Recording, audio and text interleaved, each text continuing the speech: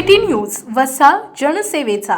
केंद्रीय अर्थमंत्री श्रीमती निर्मला सीतारामन यांनी आज मांडलेला अंतरिम अर्थसंकल्प हा विकसित भारताचा संकल्प सांगणारा अर्थसंकल्प आहे, असं प्रतिपादन उपमुख्यमंत्री देवेंद्र फडणवीस यांनी केले। याबद्दल त्यांनी पंतप्रधान नरेंद्र मोदी आणि केंद्रीय अर्थमंत्री निर्मला सीतारामन यांचं अभिनंदन केले आणि आभार मानले। केंद्रीय अर्थसंकल्पावर प्रतिक्रिया देताना ते म्हणाले की या अंतरिम अर्थसंकल्पात विशेषतः महिला, शेतकरी, गरीब, युवा आणि मध्यमवर्गीय अशा सर्वच घटकांकडे विशेष लक्ष देण्याचा प्रयत्न झालाय। 1 कोटी कुटुंबियांना सोलर यंत्रणा देऊन 300 युनिट पर्यंत वीज मोफत देण्याचा संकल्प यात आहे। गरीब, चाळीत, झोपडपट्टीत राहणारे मध्यमवर्गीय यांना स्वतःचं घर घेण्यासाठी योजना तयार करण्यात येणार आहे। 1 लाख कोटींचा व्याजमुक्त निधी तयार करून युवांसाठी राखीव ठेवण्याचा निर्णय तर अतिशय क्रांतिकारी आहे। यातून आमचे युवा हे मोठ्या प्रमाणात उद्यमी होतील। त्यातून संशोधनाला आणि स्टार्टअप इकोसिस्टीमला मोठी चालना मिळेल। लखपती दीदी या कार्यक्रमातून 3 कोटी भगिनींना लखपती बनवण्याचा संकल्प सुद्धा करण्यात आलाय। 9 कोटी महिलांना महिला बचत गटाच्या माध्यमातून अर्थकारणाच्या केंद्रस्थानी आणण्याचा प्रयत्न आहे। 11 लाख कोटींची गुंतवणूक रस्ते, रेल्वे, पायाभूत सुविधांसाठी करण्यात येते। यातून विकासाला मोठी चालना मिळेल। या गुंतवणुकीतून एकीकडे पायाभूत सुविधा निर्माण होत असताना रोजगारात सुद्धा वृद्धी होणार आहे।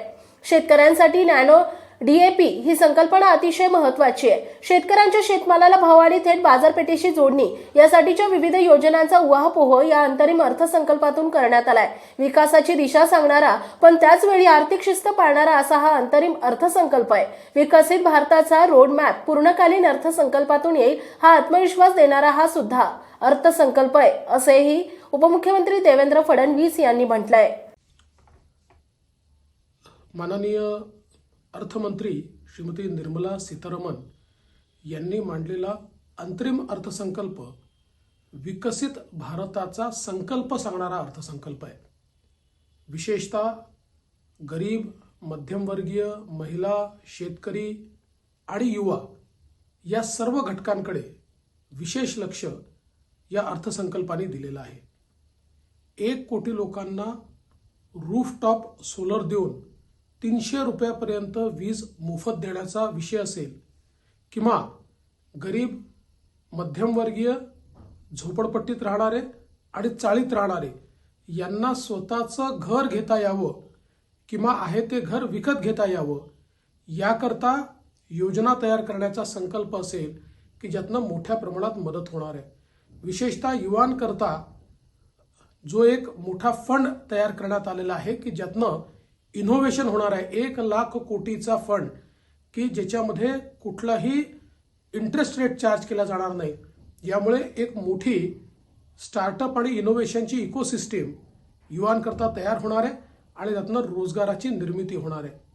विशेषतः लखपती दीदी हा जो कार्यक्रम आहे की ज्याच्या अंतर्गत 3 करोड भगिनींना लखपती बनवण्याचा कार्यक्रम हा अत्यंत महत्त्वाचा आहे आणि त्याचवेळी 9 कोटी महिलांकरता मोठ्या प्रमाणात सेल्फ हेल्प ग्रुपच्या माध्यमातून जी काही क्रांती आणण्याचा प्रयत्न आहे तो देखील मला असं वाटतं अत्यंत स्तुत्य आहे।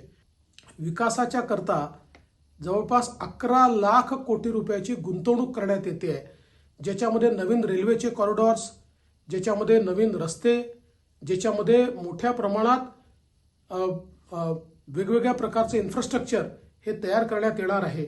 आणि हे सगळं करत असताना विशेषतः शेतकऱ्यांकरता नॅनो DAP ही जी संकल्पना आणलेली आहे ही अत्यंत महत्त्वाची संकल्पना आहे आणि शेतकऱ्याच्या शेतमालाला भाव मिळाला पाहिजे आणि थेट मार्केट लिंकेज मिळालं पाहिजे याकरताच्या विविध योजनांचा जो उहापोह करण्यात आलेला आहे तो देखील अत्यंत महत्त्वाचा आहे। एकूणच जर आपण हे अंतरिम बजेट बघितलं तर विकासाची दिशा सांगणारं पण त्याचवेळी आर्थिक शिस्त पाळणारं अशा प्रकारचं हे अंतरिम बजेट या ठिकाणी मांडलेलं आहे।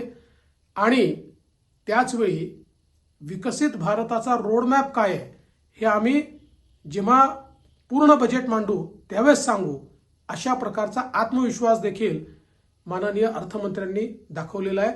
मी माननीय अर्थमंत्र्यांचे मनापासून आभार मानतो आणि अभिनंदन करतो।